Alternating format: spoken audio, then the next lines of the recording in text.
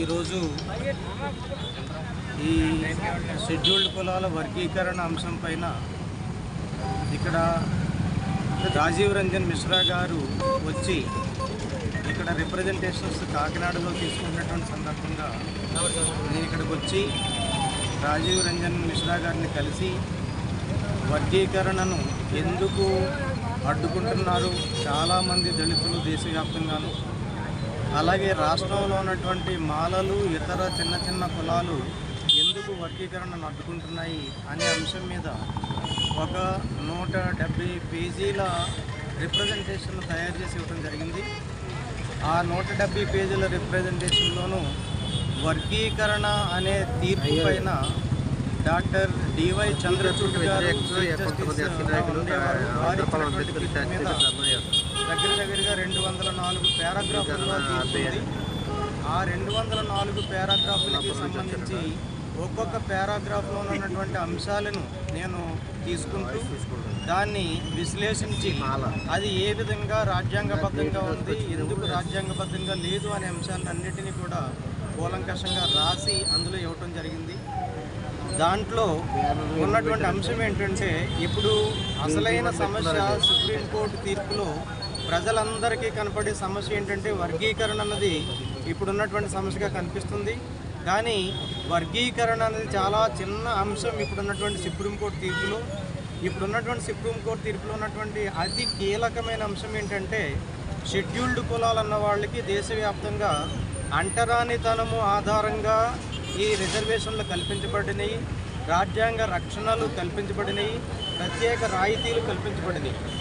అయితే ఇప్పుడు వచ్చినటువంటి సుప్రీంకోర్టు తీర్పులో ఆ అంటరానితనం అన్నది లేదు. భారతదేశంలోనూ షెడ్యూల్డ్ కులాలకు, షెడ్యూల్డ్ తెగలకు, వెనుకబడిన తరగతులకు మధ్యన ఎటువంటి సామాజికమైనటువంటి తేడాలు లేవు. కాబట్టి ఈ అంటరానితనం అనేటటువంటి అంశమనే కంప్లీట్గా పక్కన పెట్టేసి ఇప్పుడు అంటరానితనం బదులు ఒక కొత్త ప్రాతిపదిక మీద వర్గీకరణ చేయాలనేటటువంటి అంశంతో సుప్రీంకోర్టు తీర్పిచ్చింది.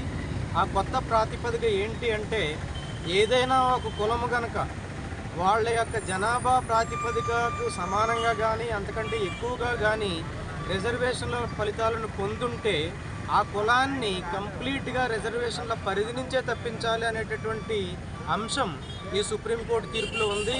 దానివల్ల జరిగేటటువంటి ప్రమాదం ఏంటంటే, రానున్న 5-6 సంవత్సరాల్లో మొత్తం షెడ్యూల్డ్ కులాలన్న వాళ్ళకి ప్రత్యేకమైనటువంటి రిజర్వేషన్లు లేకుండా పోతాయి. ఈ రోజున మాలలు ఉద్యోగాలలో సమానంగా ఉన్నారు వాళ్ళ జనాభా శాతానికి, లేదా ఒక ఉద్యోగం ఎక్కువ తీసుకున్నారు అనే అంశం మీద మాలలను షెడ్యూల్డ్ కులాల లిస్టులో నుంచి తీసేటటువంటి ఇనిషియేటివ్ ఇమీడియట్గా ఇక్కడ గవర్నమెంట్ చేపట్టే ప్రమాదం ఉంది. మాలలను తీసేసిన తర్వాత అదే ప్రతిపాదనతోటి, అదే ఆర్గ్యుమెంట్ తోటి ఒక 2-3 ఏళ్ల తర్వాత మాదిగలు కూడా వాళ్ళ సమానమైన వాటను వాళ్ళు పొందేశారు. కాబట్టి వాళ్ళు అన్ని విధాలుగా అభివృద్ధి చెందేశారు. వీళ్లను కూడా రిజర్వేషన్ల పరిధి నుంచి తీసేయాలనేటటువంటి అంశం మాలల తర్వాత వేటు మాదిగల మీద పడుతుంది.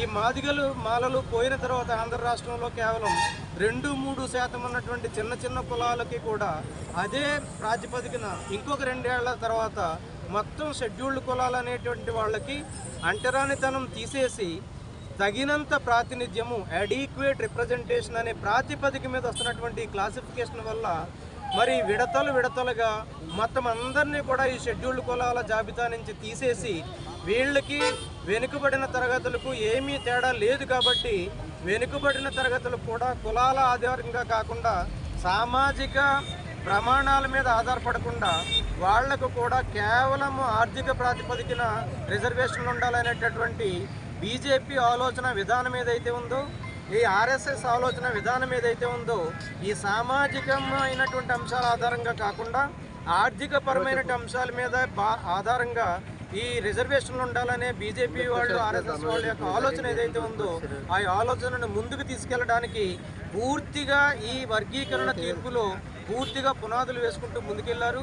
దీనివల్ల నిజంగా ఏ వర్గాలకు అయితే అంటరానితనం కారణంగా కావచ్చు, లేదా సామాజిక వెనుకబాటుతనం కారణంగా కావచ్చు, ఇప్పుడున్నటువంటి ఎస్సీ ఎస్టీ బీసీల రిజర్వేషన్లు పోయి భవిష్యత్తులో అందరికీ కూడా కేవలము ఎకానమికలీ వీకర్ సెక్షన్స్ ఎవరైతే ఉన్నారో వాళ్ళకే రిజర్వేషన్లని ఒక 10% 15% రిజర్వేషన్లు ఇచ్చేసి ఈ వర్గాలను మళ్ళీ కుల వృత్తులపైన అంటరానితనం పైన ఆధారపడి బతికేలాగా చేసేటటువంటి అత్యంత కీలకమైనటువంటి ప్రమాదం ఇందులో పొంది ఉంది. కాబట్టి దళితులందరూ కలిసి ఈ రోజున కొంతమంది సోదరులు ఈ వర్గీకరణ కావాలనుకునే సోదరులకి రాజ్యాంగం అర్థం కాకపోవడం, ఈ వర్గీకరణ తీర్పులో ఉన్నటువంటి కీలకమైన అంశాలు అర్థం చేసుకునే పరిస్థితి వాళ్ళకి కల్పించకపోవడం, కేవలం వాళ్ళు కొంతమంది రాజకీయ నాయకులు చెప్పినటువంటి మాటలకు వారి ప్రచారానికి గురైపోయి మొత్తం వారు నిలబట్టినటువంటి కొమ్మని వాళ్ళే నరుక్కునే పరిస్థితులు ఈ రోజున ఏర్పడి ఉన్నాయి. కాబట్టి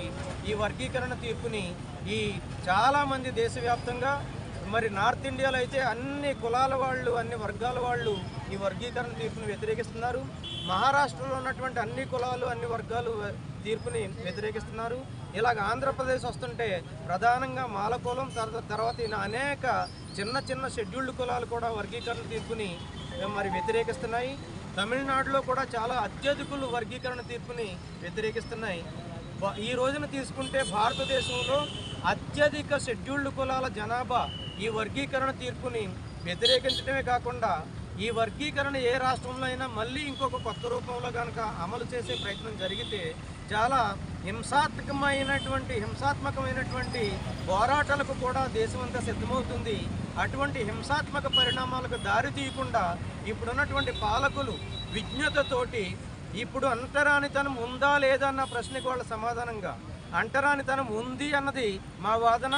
అన్ని రంగాలలోనూ అంటరానితనం పాటించబడుతుంది.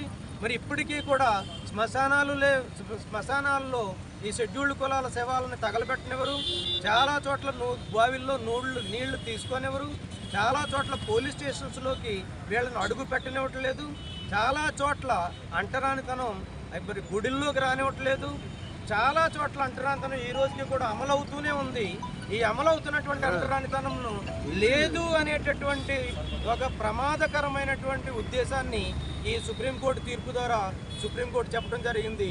ఇటువంటి తీర్పుని మేమందరము ముక్త కంఠంతో వ్యతిరేకిస్తున్నామని చెప్పడానికి ఈ రోజున ఇచ్చినటువంటి రిప్రజెంటేషన్లో భాగం.